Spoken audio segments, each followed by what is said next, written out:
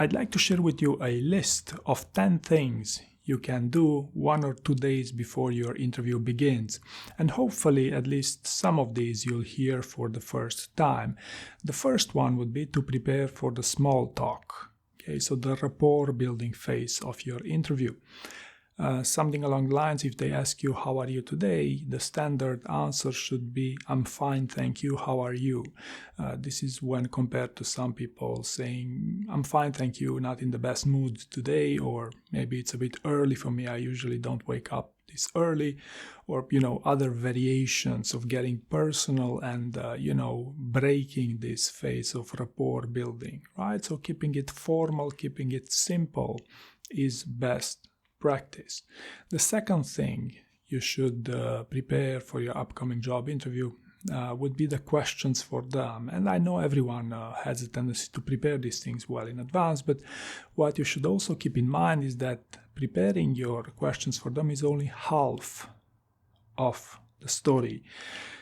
Basically, what I'm suggesting you here would be to decide which is the best question to ask them at the end of your interview, based both on your list you prepare in your interview prep checklist, so to speak, as well as based on how the conversation evolves during that job interview. So you should also keep this in mind, right? The third thing to prepare to keep in mind for your upcoming job interviews would be to test your delivery.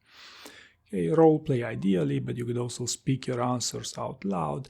And the core reason for suggesting you this is because too many candidates over theorize how they would answer those interview questions. Some of you would even reward your answers using AI, and it's good practice that you test out your delivery 1 or 2 days before your interview, because in my opinion this will yield some very interesting results. Okay, so testing out your delivery, the most commonly asked questions, the introductory questions, is always good advice.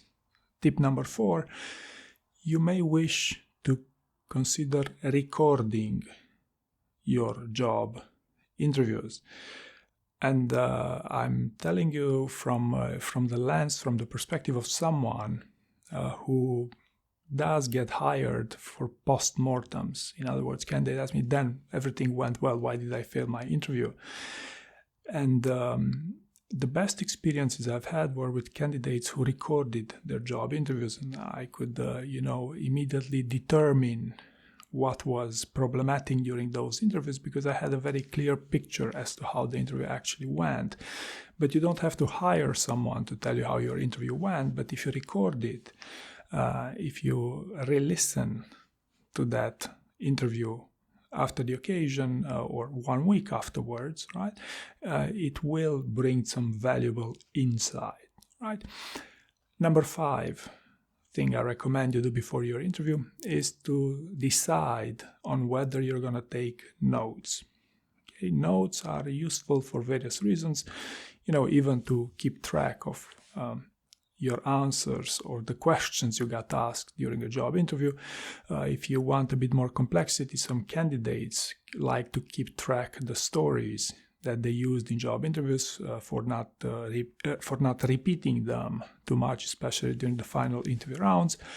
But you could also take notes in a bid to win more time, okay, to find the best story to answer the interview question. Another common and useful scenario where you may want to consider taking note of the question you're asked during a job interview, is because sometimes those questions are quite long and they're not straightforward to remember in full.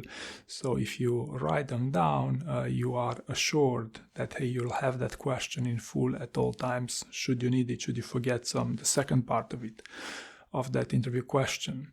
Okay. Point number 6 here, will you be using cheat sheets? Okay, so this is apart from your notes. Some candidates do choose to use those cheat sheets. And what happens is, if you do not properly prepare for the occasion, if you do not do a little bit of testing, chances are those cheat sheets will constrain your performance more than it helps you during a job interview.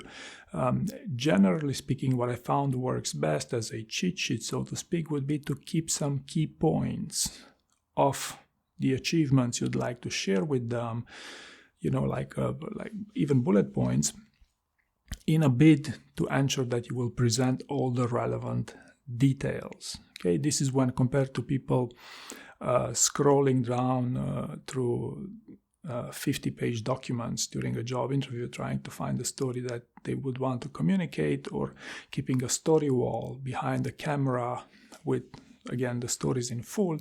In my experience, you may as well keep some bullet points on a piece of paper. You could even be upfront with them. Hey, you know what, I'm using this cheat sheet because I want to ensure that I'm going to remember all the details and I'm going to be able to use the best stories, and that they will be quite cooperative with you. I've never heard of anyone being refused a cheat sheet during a job interview if the candidate was upfront with them. Point number 7 that I would like you to consider: it's true that internet connections are far more stable now post-pandemic than they were previously.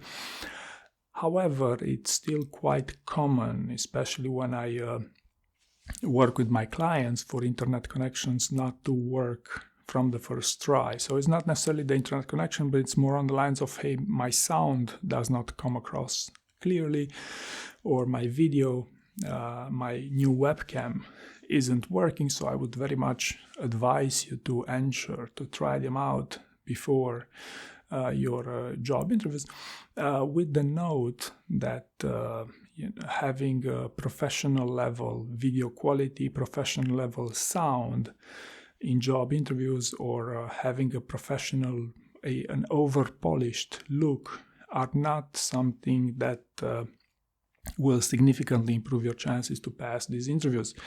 At first I thought, hey, maybe for more senior roles, maybe for executive roles, it's quite important that you have a sharp, so to speak, presence with an HD cam and professional sound. Not at all. So I can confirm, after helping many executives in well-known places, that it's not about the looks, it's not about the scene, but so long as it works, so long as your connection works and you're intelligible, that you're going to be perfectly fine. Yet still you must ensure that these things work before your job interview.